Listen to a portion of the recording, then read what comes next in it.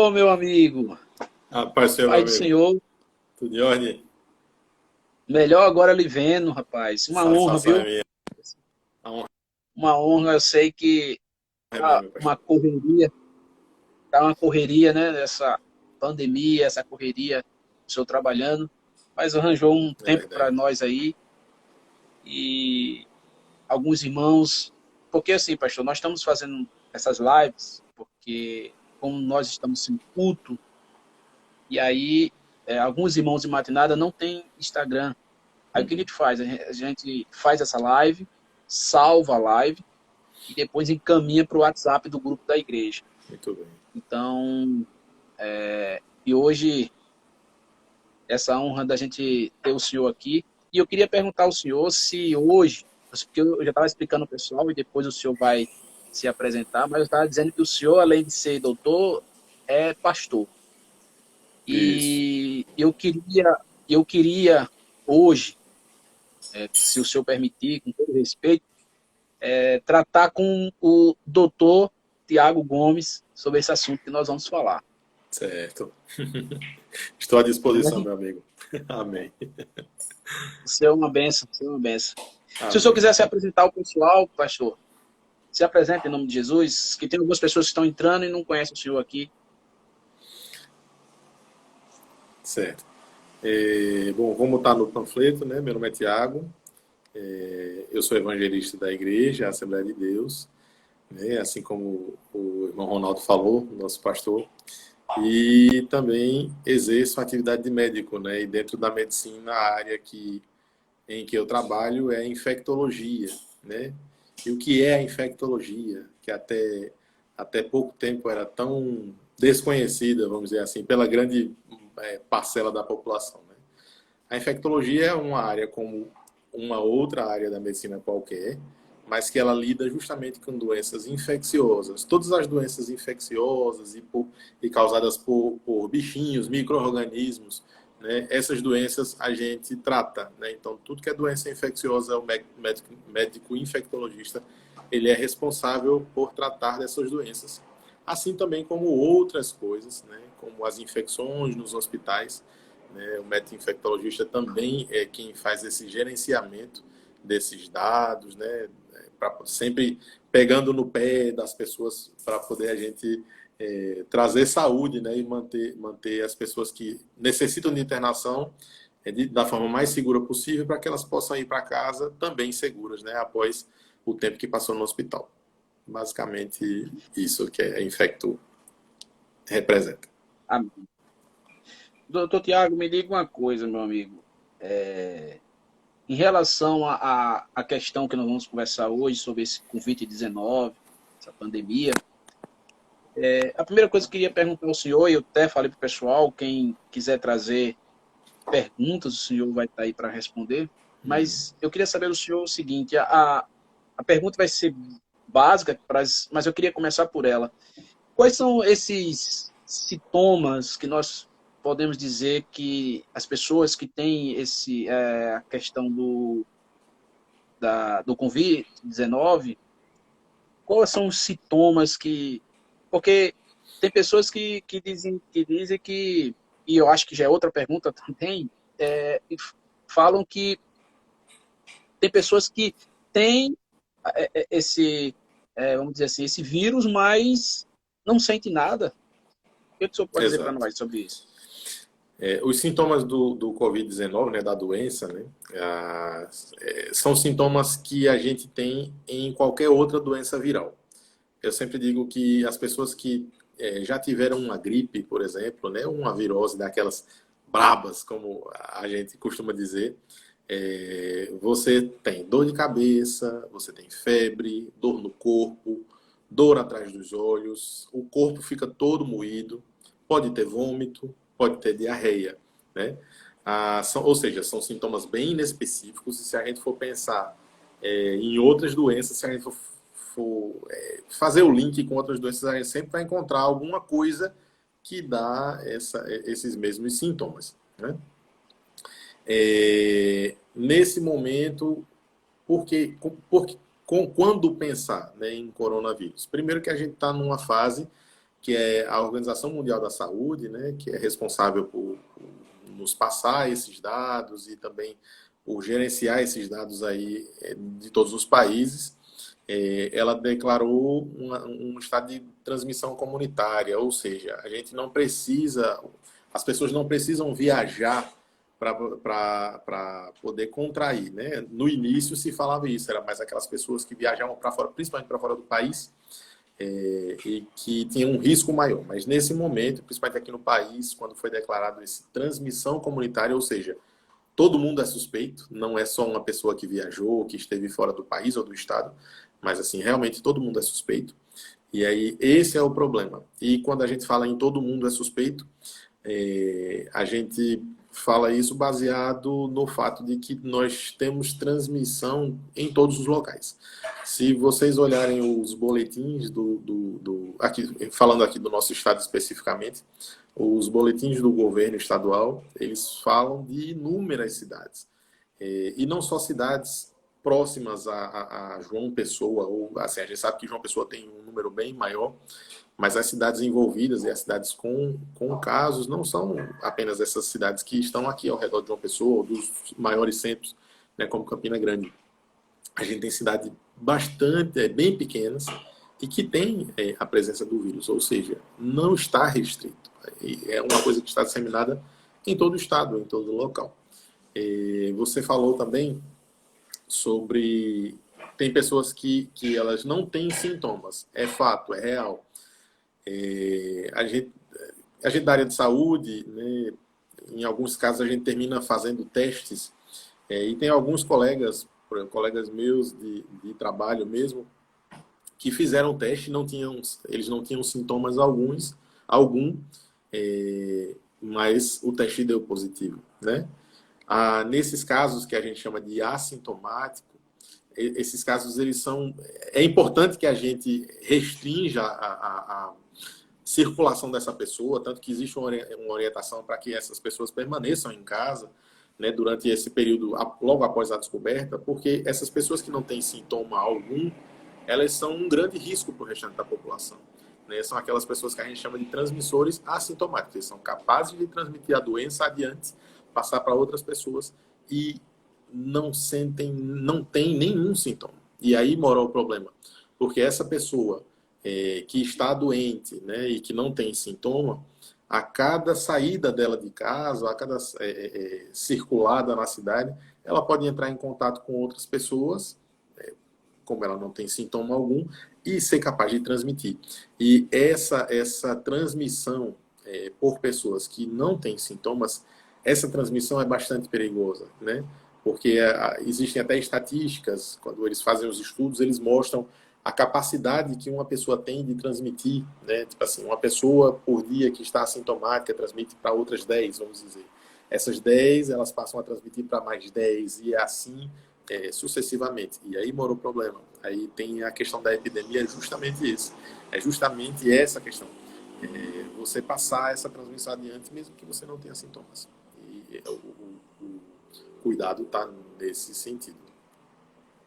No caso, o pastor, doutor Tiago, a facilidade de conseguir passar esse vírus para alguém é só na questão física, ou pode ser que pegue, por exemplo, as pessoas, de repente, que tem essa doença, ela passa no lugar, passa a mão, alguma coisa, de repente você passa a mão ali, aí passa a mão no rosto, alguma coisa desse tipo. A forma de transmissão da doença, né, ela é uma doença, normalmente é uma doença aérea, né? Ou seja, que é transmitida de uma pessoa a outra. Quando você está a menos de 1 metro dessa pessoa, você pode transmitir. Mas, assim, a particularidade em relação ao novo coronavírus, né, é que existem 3 formas de transmissão. Por gotícula, ou seja, gotículas são as pequenas partículas que a gente lança da boca simplesmente pelo ato de falar. Então, nós aqui conversando, nós estamos emitindo gotículas, né, que são partículas invisíveis, tanto no falar, no espirro, enfim. Então, tem por gotícula, tem por aerosol, que é algo bem mais específico, hospitalar. Tipo assim, um exemplo, na nebulização, ele lança aerosóis. né? E aí pode lançar essa partícula chamada de aerosol a uma distância maior. Mas aí tem o grande problema, que é a transmissão por contato, que é essa pessoa que tossiu, né? Por isso que tinha até aquela coisa de use o seu cotovelo se você não tiver com um lenço de papel para poder tossir ou espirrar, que é para você livrar as suas mãos, porque as mãos elas são um meio de transmissão importante, né? Porque você manipula portas, manipula corrimão, né? E já tem estudos que falam na permanência desse vírus por dias até. Depende de qual estrutura ou qual objeto que foi tocado, né? E aí tem um problema para aquela pessoa que vem depois e que se apoia naquele corrimão, por exemplo, e que pode se contaminar caso leve a mão para as mucosas, olho, nariz e boca. O contato com a mão contaminada com esses 3 locais de mucosas é o fator que leva ao adoecimento.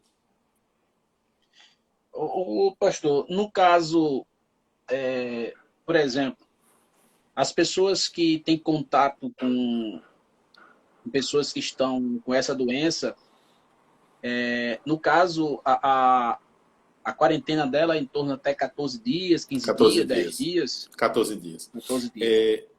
A gente sabe que tá bem no início de tudo, né? Sempre quando eu converso a respeito do novo coronavírus, eu sempre falo que as coisas que a gente tem hoje, né, que vai descobrindo dia após dia, essas coisas elas são semelhantes ao início dos anos 80, quando o HIV foi descoberto, né, o vírus HIV. No início, as medicações para tratar o vírus do HIV, por exemplo, eram péssimas, as pessoas tinham uma péssima qualidade de vida e nada se sabia a respeito. Então, a gente vive hoje, e assim, os infectologistas que não viveram ali nos anos 80, na época da descoberta ou da explosão do vírus da HIV, né, aqueles que não estavam naquela época vivenciam a sua primeira grande crise, a primeira grande epidemia, né, ou pelo menos a maior, ou a mais conhecida, que é o do Covid-19. E provavelmente daqui a 30 anos a gente vai olhar para trás e ver que algumas das condutas que foram tomadas hoje, né, como as que a gente toma hoje em dia, não vão ser as melhores condutas do futuro, né? Então, infelizmente, a gente sabe muito pouco sobre a doença. Lógico, tem muita coisa sendo produzida, mas assim, cada coisa dessas, ela é uma visão, normalmente uma visão ou pessoal, uma visão daquele grupo que estuda, um grupo dos Estados Unidos, ou um grupo de Israel, enfim, vários grupos que estão estudando, mas são visões daquele grupo, né? Ele tende a colocar no papel a visão dele, ou pelo menos a experiência dele em um certo aspecto. Então, talvez daqui a 20, 30 anos a gente esteja com outras condutas e melhores condutas, né, do que as de hoje, mas é algo inevitável esse jogo de informações que a gente vai recebendo todos os dias. O que era ontem já não é mais hoje. As pessoas que acompanham, né, e a gente da área da saúde, que sempre está olhando os novos materiais que são emitidos, tem coisas que foram abordadas lá no mês de janeiro, fevereiro, ou até a própria nomenclatura, ou seja, a forma de denominar a doença era outra, e hoje a gente já chama de uma outra forma. Ou seja, é algo muito dinâmico, vai mudando todos os dias, né? Então, a cada dia termina sendo um aprendizado, né? Porque a cada dia também vamos tendo mais descobertas, né, em relação à própria doença. Ó, doutor, tem uma pergunta aqui. Os sintomas são todos esses que foram citados juntos ou pode ter um sintoma e não ter outro tipo de sintoma?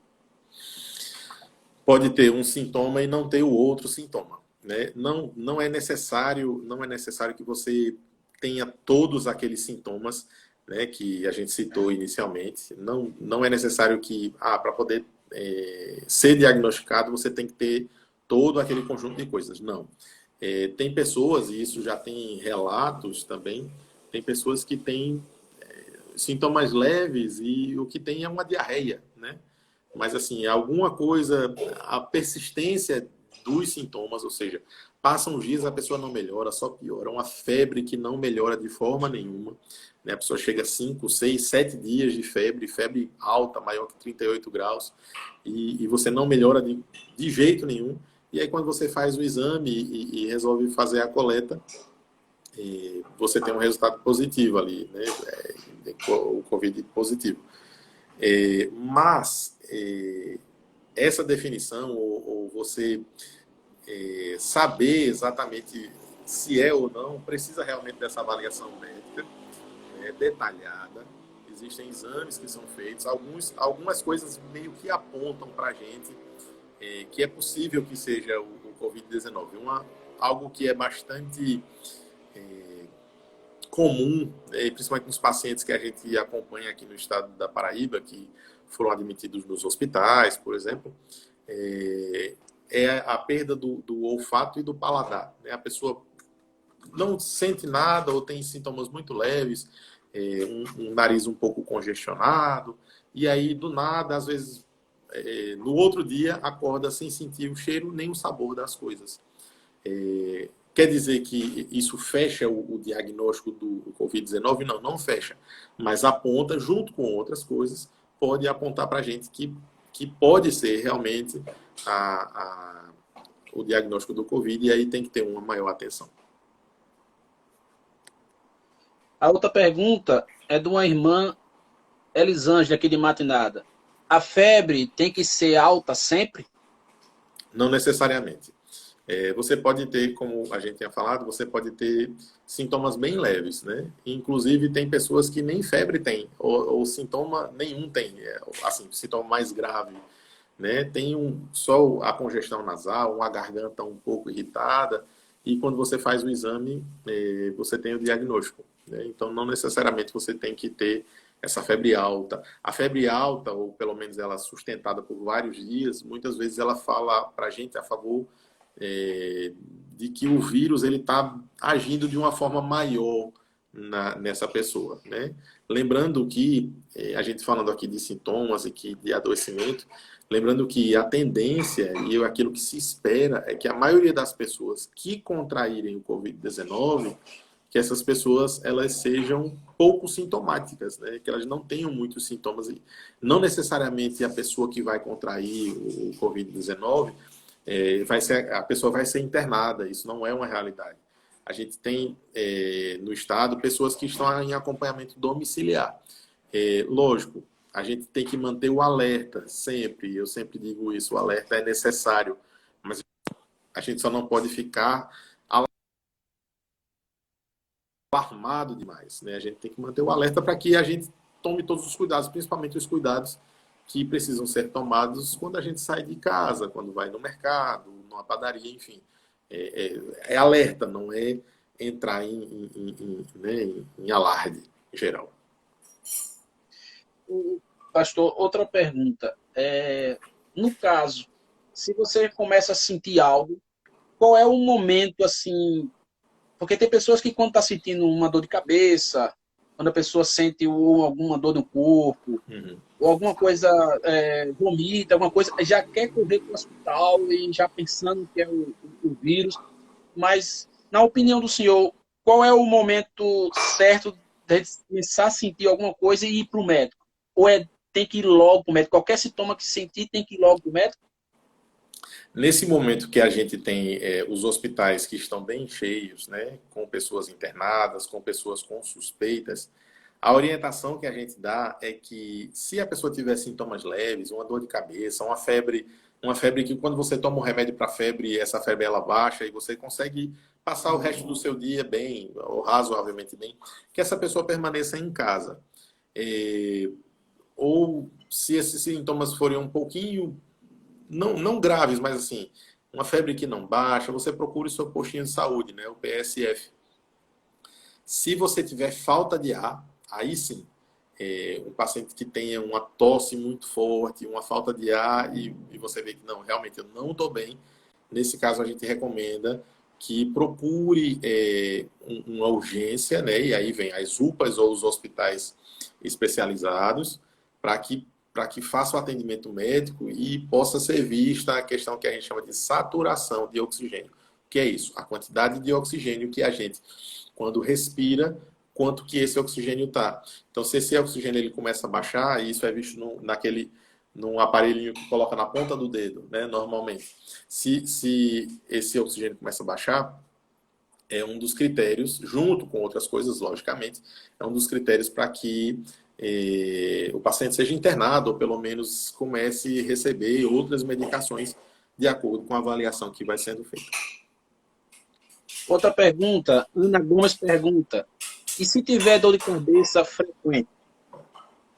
A pessoa pode tomar as medicações que normalmente toma. A gente sabe que o brasileiro é aquele que se automedica, né? Todos têm, quando você vai perguntar, sempre tem remédio para dor de cabeça, ou remédio para vômito em casa, enfim. E nesse momento, como é um momento que a orientação é realmente permanecer em casa, se essa dor de cabeça ela é frequente, você pode fazer o uso da medicação de acordo com aquele horário determinado pelo médico, né? De forma contínua ali, né? Contínua no sentido de respeitando aquelas horas que são necessárias para poder fazer uso da medicação, mas pode usar assim. Doutor, outra pergunta. Conheço uma pessoa pública que disse que não saiu de casa e foi diagnosticado com Covid-19. Ela acha que pode ter sido contraído através da entrega de alimento, delírio. Isso é possível? É possível. E aí vem uma orientação que a gente sempre fala, que é você ter cuidado com tudo aquilo que entra na sua casa, né? Não só você quando sai, quando a pessoa sai para poder resolver alguma coisa e retorna para casa, mas assim, todos aqueles objetos que você traz para sua casa. Se você vai para a feira, por exemplo, você não sabe quem tocou naquele item, né? Vamos falar de mercado, né? Você não sabe quem tocou no arroz, no pacote de arroz, no pacote de feijão. Então, por não saber, e a gente está nesse período tão crítico, tão complicado, em que a transmissão ela se dá através do contato também, o que eu sempre recomendo é que você, ao vir para casa, primeiro que você não entre com o sapato. É a primeira coisa. O sapato que vem de fora, a sandália que vem de fora, deixe do lado de fora e você adote dentro da sua casa outro sapato, né? Ou outro calçado que não seja aquele que vai para a rua. A segunda coisa, lavar tudo que pode ser lavado. E o que não puder ser lavado, que você possa fazer a higienização, né? Então, se tem aquele item de mercado que você pode colocar debaixo da torneira e lavar com água e sabão, você vai lavar com água e sabão. Se não dá, então você passa aquele pano lá com álcool ou com aquelas soluções de água sanitária, né, que o pessoal sempre passa. E eu sempre falo também, para você higienizar algumas coisas, aproveitando, né, já que a gente está falando disso, você pode pegar aqueles copinhos de 50 ml, meio copo daqueles 50 ml de água sanitária para 1 litro de água. Essa dosagem, ou seja, você vai economizar bastante água sanitária. Tem pessoas que pegam água sanitária pura e jogam em cima dos itens. Nessa concentração, ela não vai matar o coronavírus. Ela vai limpar o chão, por exemplo, né? Mas assim, para matar o coronavírus, você tem que ser meio copinho daquele de 50 ml para 1 litro de água. Essa proporção, ela é capaz de inativar o coronavírus. Então, tudo que você puder trazer para casa, aquilo que você não puder lavar, se você não tem álcool em casa, álcool líquido a 70%, né, que é a concentração ideal, você pode usar a água sanitária, né, para poder higienizar esses itens, não tem problema algum. Mas assim, a pessoa que não saiu de casa, né, ele falou, não saí de casa, mas também a gente não sabe se outras pessoas não saíram de casa, né? Se essa pessoa realmente está completamente isolada, outras pessoas da casa estão circulando fora e não tomam os devidos cuidados quando voltam para casa. Tem esses fatores também, né? A minha sogra ficava, quando eu saía de casa, a minha sogra ficava, limpa os pés, eu só vou limpar os pés. Aí, o importante é limpar os pés e deixar o sapato de lado. Deixar o sapato de lado. Principalmente se você tem crianças, né, que estão naquela fase de engatinhar, né? Que não só eles estão na fase de engatear, mas tudo que eles pegam, eles colocam na boca. Então, se a pessoa anda com um sapato na rua, né, o chinelo na rua, vem para casa e o seu filhinho, o bebê, está no chão, então tudo aquilo que você pisou na rua, você está trazendo para sua casa e o seu bebê vai colocar na boca, né? é um grande cuidado, né? E principalmente nessa fase, não só nessa fase. E eu sempre falo que desse período de pandemia, isolamento social e cuidado com tudo que a gente traz para dentro de casa, desse período a gente vai levar heranças, né? Heranças na forma de nos portarmos fora de casa, herança na forma de higienizar todos os itens que a gente traz para dentro da nossa casa, né? Que antes não era uma coisa muito comum, mas hoje só que a gente fala, só que a gente ouve falar que as pessoas, eu estou aqui lavando o meu saco de arroz, né? Porque é necessário, a gente não sabe por onde passou aquilo, né? Então, são heranças que vão ficar pós-pandemia, que vai passar em nome de Jesus, né? E são heranças que vão ficar, né? E que são saudáveis, não são necessárias só no período de pandemia, né? Não é só o vírus, não é só o coronavírus, existem outros micro-organismos que a gente traz de fora da nossa casa para dentro de casa e que nos trazem problemas. Então, adotando essas medidas, a gente melhora também a parte de saúde de todos que moram dentro de casa. Uma pessoa, Ninha Silva, ela está perguntando, se uma pessoa já teve o corona, pode pegar novamente? Não a tendência, mas o esperado é que, assim como toda doença causada por vírus, é que a pessoa, uma vez que tenha sido acometido pelo coronavírus, que essa pessoa ela fique imunizada, né? Que ela não contraia de novo o coronavírus. Teve uma pesquisa, na verdade, tiveram algumas pesquisas que falaram sobre isso, né? De pessoas que tinham sido acometidas pelo coronavírus e semanas depois, quando fizeram o teste, tiveram sintomas e fizeram o teste e estavam positivas. Mas esse não é o esperado, não é o que a gente espera que aconteça. Porque, como uma doença viral, a gente tem a esperança de que essa pessoa que contraiu, que ela possa adquirir imunidade, né, com o tempo, após ter contraído o vírus. Sim, aí só finalizando da pesquisa. E uma dessas pesquisas, quando ela abordou essas pessoas avaliou essas pessoas que tiveram o Covid-19 e fizeram o teste 2 meses depois, esse teste veio positivo, mas assim, o que foi demonstrado depois é que, na verdade, não era uma partícula do vírus que podia infectar outras pessoas. Era como se fosse o lixo, né? O lixo do Covid que ficou ali no corpo da pessoa e que pode persistir por um tempo maior, mas que o teste dava positivo. Mas não necessariamente significava que a pessoa podia estar infectando outras pessoas, né? Isso foi mostrado numa pesquisa de um instituto que é bastante conceituado, né, fora do país. Pastor, a irmã Edileuza está perguntando, tem uma amiga que foi para a UPA passando mal, com falta de ar, muito cansada. E a UPA mandou ela para casa. O que fazer? Só Jesus. Porque assim, a gente espera que, se uma pessoa que esteja cansada, e esse é um dos critérios para que essa pessoa ela seja admitida ali na UPA e fique em observação, a gente espera que essa pessoa ela seja atendida ou que seja que fique em observação, né? Uma pessoa que está bastante cansada e não consegue respirar direito, essa pessoa é para estar em um ambiente de urgência, né? Não é uma pessoa para poder estar em casa, infelizmente. Eu vou responder aqui a pergunta do meu amigo presbítero, irmão Williams.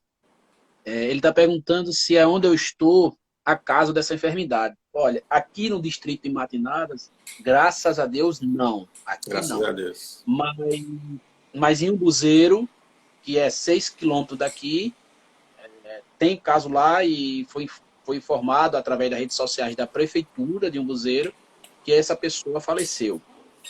E tem outra cidade, Orobó também, outra cidade aqui perto, que estão com suspeitas. Mas, graças a Deus, aqui não tem. Incrível que pareça, doutor Tiago, aqui o prefeito de Orobó, e aqui é divisa, nada é divisa. Pernambuco de um lado, Paraíba de outro. Uhum. E a questão aqui, o lado maior, se não me engano, é Pernambuco. E o governador de Pernambuco e o prefeito, ele soltou um decreto que tem que usar máscara. Saiu de casa, tem que usar máscara. Incrível que pareça, aqui no distrito, todos, a maioria, podemos dizer assim, quando sai é com máscara. E eu vejo isso como uma proteção e, graças a Deus, até agora, nenhuma pessoa aqui do distrito está com essa doença. Outra pergunta da minha prima que mora no Rio de Janeiro, Josiane. Ela está fazendo a seguinte pergunta. Fazer gagarejo com limão e com bicarbonato de sódio é bom para evitar que o vírus vá para o pulmão? Então, nesse momento a gente não tem nada comprovado nesse sentido de que exista alguma fórmula que a gente possa fazer uso e essa fórmula evite que a pessoa contraia o vírus, né? O que a gente reforça é que sejam medidas como para outras doenças virais, né? Aqueles sucos cítricos, né? Laranja, limão, com bastante vitamina C, né? Dormir de forma adequada para poder descansar o corpo e evitar que essa imunidade caia, mas não tem uma fórmula nesse momento assim. Eu vi bastante, muitos vídeos falando dessa história do limão com bicarbonato, mas assim, não é algo, pelo menos nos artigos que a gente tem acesso, algo que seja cientificamente comprovado, né? E só respondendo uma outra coisa que você falou da história das máscaras, que as pessoas estão usando, né, aproveitando o que você falou anteriormente, é algo que eu fico muitas vezes bastante preocupado, né? A gente sabe, aqui no estado da Paraíba também teve uma lei, né, que foi aprovada, que o nosso governador ele recomendou que fosse feito o uso de máscaras para onde quer que a pessoa se deslocasse, né? Qual o grande problema da máscara, né? Eu sempre falo nisso e eu sempre gosto de abordar. Porque não só a máscara, mas a gente vê em alguns locais as pessoas usando luvas, né? No mercado usando luva, enfim.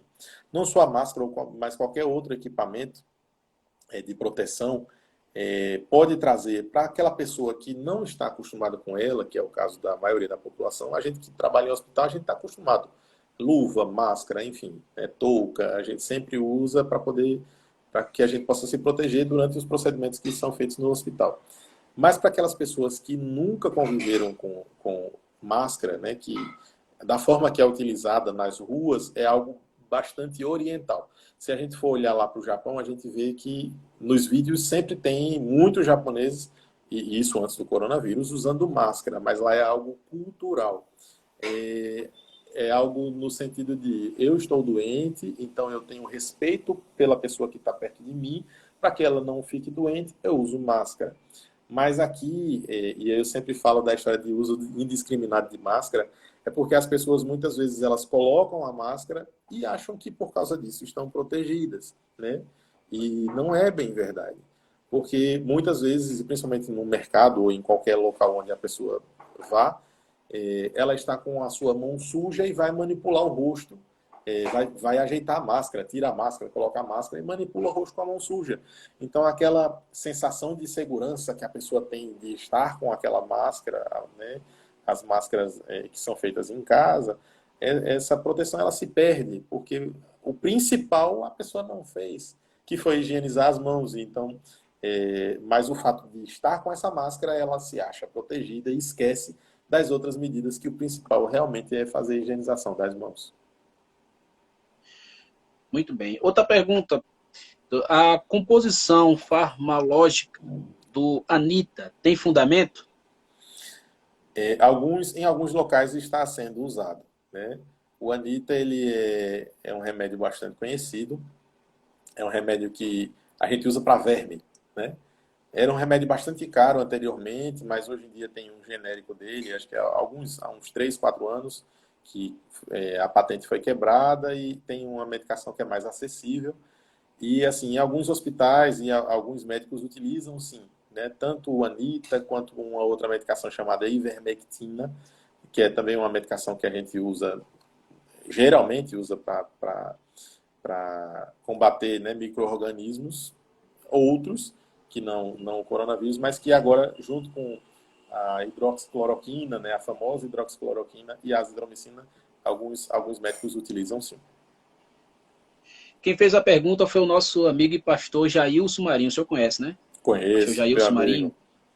Um abraço, meu pastor. Foi ele que fez a pergunta. Outra pergunta, pastor, para a gente finalizar aqui. A questão que o pessoal fica informando que fica mais fácil de contrair essa doença na questão do frio. Por que eu estou falando isso? Porque eu vi algumas coisas em redes sociais, tudo isso. Só que aqui em Matinadas vai começar o frio. E aqui dura um bom tempo. E aí, fui algumas pessoas me perguntando e dizendo assim, ô pastor, mas aqui, quando entra na questão do frio, muita gente aqui fica gripado por causa de mudança de clima. Mas será que o vírus se torna mais forte quando entra no clima de frio? Então, não que ele se torne mais forte. Qual é o problema dos países frios ou dos locais frios, né? Que nem o local onde você está, que acredito que é um local alto, né? E que tem aquele período frio do ano, mais frio durante o ano. Por que se fala que é muito pior nos países frios? É porque nesses países que são frios, as pessoas elas tendem a estar mais aglomeradas, né? Quando as pessoas estão no frio, querendo ou não, elas se reúnem muito mais, né? Diferente de um clima que é mais quente. Existe sim essa corrente que fala na propagação do vírus num período que é mais chuvoso, né? Ou mais frio, mas assim é necessário salientar que não existe um impedimento real para a disseminação do vírus. O que é necessário realmente são essas medidas, evitar a aglomeração, a lavagem de mãos de forma adequada, né? E não só isso, mas evitar tocar as mucosas, né, com as mãos sujas e também a higiene ou limpeza dos itens que você traz de fora. Essas são medidas adequadas. Ô, pastor, muito obrigado, viu? Por nada, meu pastor e amigo. Pelo seu tempo. É um prazer sempre conversar com o senhor.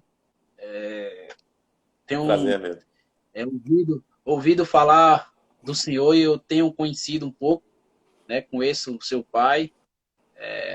Uma bênção na vida de muita gente. Amém. E com certeza Deus está usando o senhor não só espiritualmente, mas também na questão da saúde das pessoas. Amém. Fico muito feliz de ter uma pessoa dessa, que eu sei que qualquer coisa eu posso ligar e o senhor me atender. Isso é muito bom. E é verdade. Eu agradeço a Deus porque eu sempre digo para algumas pessoas que Deus foi bom comigo porque tem colocado pessoas especiais na minha vida, no meu caminho. E graças a Deus o senhor é um desses. Deus te abençoe, viu, doutor Tiago? Deus abençoe. Amém, meu amigo. Coração. Deus abençoe. A satisfação é minha poder trazer um pouco, né, disso que a gente está vivendo e informar a população, né, do distrito de Matinadas, né, que muitas vezes é como eu falei, muitas vezes as pessoas pensam que por estarem mais longe que não serão atingidas. Isso não é verdade. A gente tem que ter o cuidado onde quer que a gente viva, né, seja aqui em João Pessoa, ou seja nas cidades que estão ali nas fronteiras, né, do Ceará, Rio Grande do Norte, enfim. O cuidado ele tem que ser o mesmo. E a satisfação é minha em poder participar, em poder trazer esclarecimentos para a igreja em Matinadas e para a população de forma geral. Deixa eu queria só uma informação do senhor para a gente finalizar.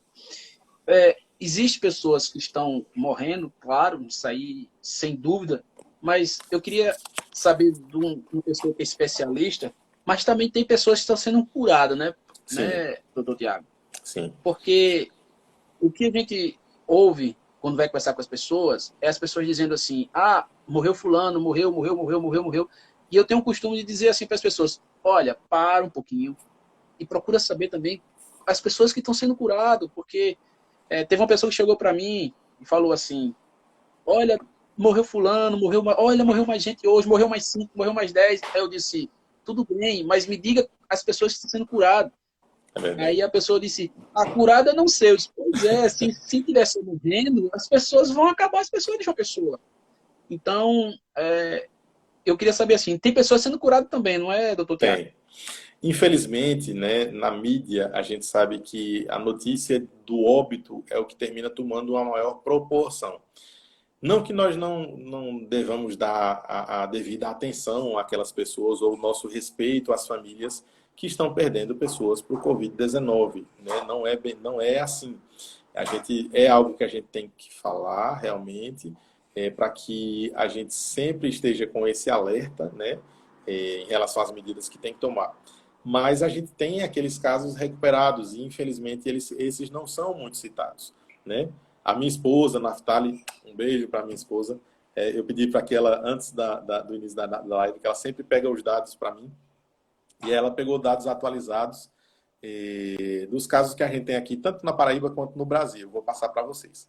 Aqui na Paraíba, a Pois gente não. tem 2.030 casos confirmados, certo?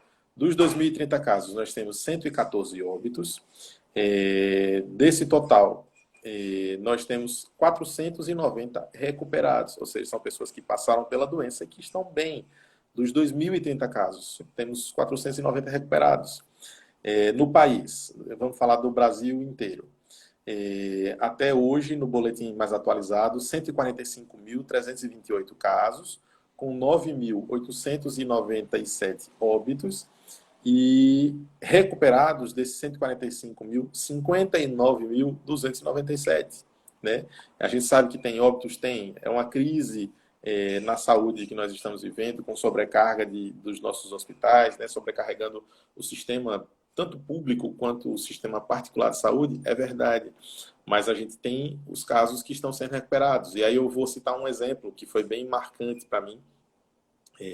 Eu não estava no dia, mas foi um paciente que eu acompanhei, um paciente do Clementino Fraga que saiu, que teve alta, e a idade dele é 106 anos de idade, e ele saiu, né? Então, não necessariamente só porque é idoso que vai a óbito, não é verdade. Esse paciente ele saiu bem, né? Então, temos aí casos de superação, né? Porque, infelizmente, esses casos, eles não são tão divulgados, né? E repito o que eu disse, a gente não que a gente deva esconder os óbitos ou os números dos óbitos, não é verdade. Mas a gente tem que olhar para esses que também estão recuperados e que venceram a Covid-19. Pastor, apareceu duas perguntas e eu acho que é bem apropriada, e é duas perguntas em uma só. A Laiane Nogueira está perguntando: doutor, o teste rápido é mais eficaz com soro? E a Kelly está perguntando o seguinte: qual é o teste mais indicado a fazer sem sentir sintomas, porém teve contato com o Covid? Então, o teste, as pessoas sempre perguntam isso. O teste mais indicado é o teste rápido ou é o dos que a gente chama de Com suave, soro? né? Não. Falando primeiro da pergunta da Clisley, né? Ah, tá. O teste rápido é o mais indicado, ou o suave, que é o cotonetezinho no nariz, é mais indicado. Não que um seja mais indicado para o outro. Cada um ele tem o seu critério, o seu tempo. Se a pessoa está no início dos sintomas, ali do terceiro ao sétimo dia de sintomas, o mais indicado é o examezinho do cotonete, que é feito no nariz e na boca. Passado do oitavo, ali perto do oitavo dia, mais aconselhável acima do 10º dia, vem o teste de sangue, né? Que é o chamado teste rápido, que é por isso que a gente teve no nosso estado, nos últimos tempos, esse aumento muito grande, né? A gente hoje está com 2.030 casos confirmados, mas assim, esse número, se você for fazer aí uma retrospectiva, eles aumentaram após a chegada dos testes para testagem em massa. E quais foram essas pessoas que foram testadas? A todas as pessoas, ou pelo menos uma boa parte das pessoas, que procuraram os serviços de saúde nos últimos 2 meses com sintomas virais. Essas pessoas foram catalogadas, foram informadas para o Ministério da Saúde, e agora, com a chegada dos testes, elas foram testadas e a gente vê que muitas delas tiveram esse resultado positivo, né? Mas assim, não necessariamente são pessoas que ainda estão doentes, né? Elas são pessoas que, com esse teste, ele mostra que um dia, esse teste que é o chamado teste rápido, ele mostra não necessariamente que você está com a doença agora, mas ele mostra que você também já teve contato. Então, pode Operaram também. Com relação ao teste rápido mais eficaz com soro, depende do método que é utilizado. A gente tem vários tipos de testes que foram validados pelo governo. Alguns eles utilizam, né, a gotinha de sangue, outros utilizam o soro. E o que a gente vê é que o soro é quando pega na veia, né, explicando para quem não é da área, quem pegou, a Liana é da área, eu conheço a Liana. O soro, você pega o sanguezinho da veia e mantém ali uma quantidade, e a partir dessa quantidade de sangue você faz o teste. Esse teste, o que a gente tá vendo que está sendo feito, ele não apenas é utilizado para o teste rápido, mas esse soro está sendo guardado. E provavelmente tem um motivo de você formar um banco de pesquisas para depois, né, para o futuro, né, para que quando surgirem outros testes ou coisas mais eficazes, que a gente possa ver lá no passado como que era o sangue dessa pessoa e como que ela respondeu, ou pelo menos quais eram os elementos que estavam ali naquele sangue, entendeu? É mais o soro, ele está sendo usado bastante também por causa disso, não apenas para o teste, mas para poder guardar para pesquisas futuras. As pessoas estão entrando aí, estão fazendo as perguntas. É verdade que o teste rápido não é fidedigno para assintomáticos? Não que não seja fidedigno. A gente tem muitas marcas, né? Algumas marcas elas são validadas pela Anvisa, né? Ou seja, autorizadas aqui no país, e tem marcas que não são autorizadas, né? Essa questão do teste ser fidedigno ou não, a gente tem que ver qual a marca que está sendo utilizada, se é aquela marca oficial ou não. A gente tem relato de países europeus que compraram testes da China e que esses testes, uma grande parte deles veio errada, né? Ele dava resultados errados, tanto que o lote todo retornou eles mandaram de volta para a China. Então, não que não seja fidedigno. Se esse paciente que ela perguntou, paciente assintomático.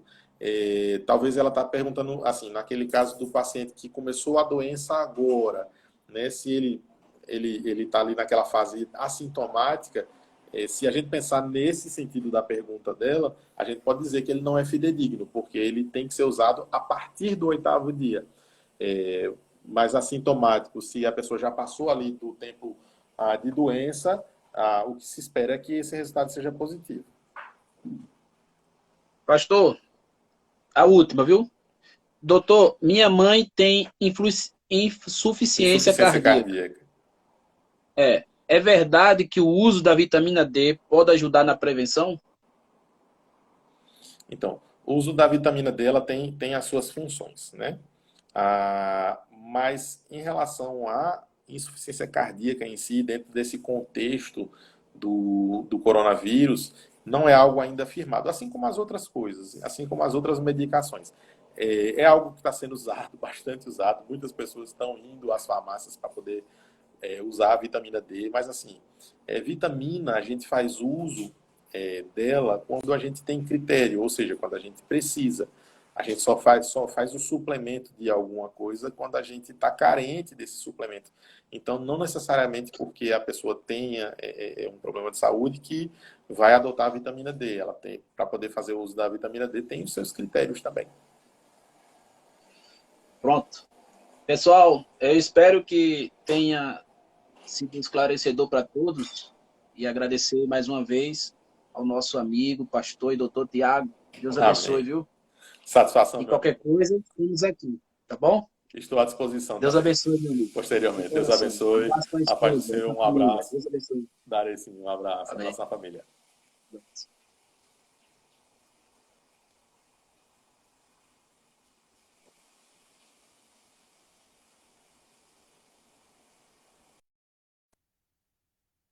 Pessoal, só para informar vocês, e espero que todos tenham sido edificados e também conhecedor das coisas que estão acontecendo. Isso foi muito bom, aprendi muito. e agora que que me cuidava, vou me cuidar mais ainda. Mas eu quero lembrar vocês que domingo, nós vamos fazer uma live às 22 horas. Às 22 horas. Por que 22 horas? Porque alguns cultos online terminam um pouco mais tarde. Então, nós queremos fazer essa live às 22 horas, que vamos falar sobre o tema família. E o tema vai ser como trazer o céu para dentro da minha casa, para dentro da minha família, para dentro do meu casamento. Então, espero vocês domingo às 22 horas. Amém? Deus abençoe a todos, tenham uma ótima noite e um bom final de semana a todos, em nome de Jesus.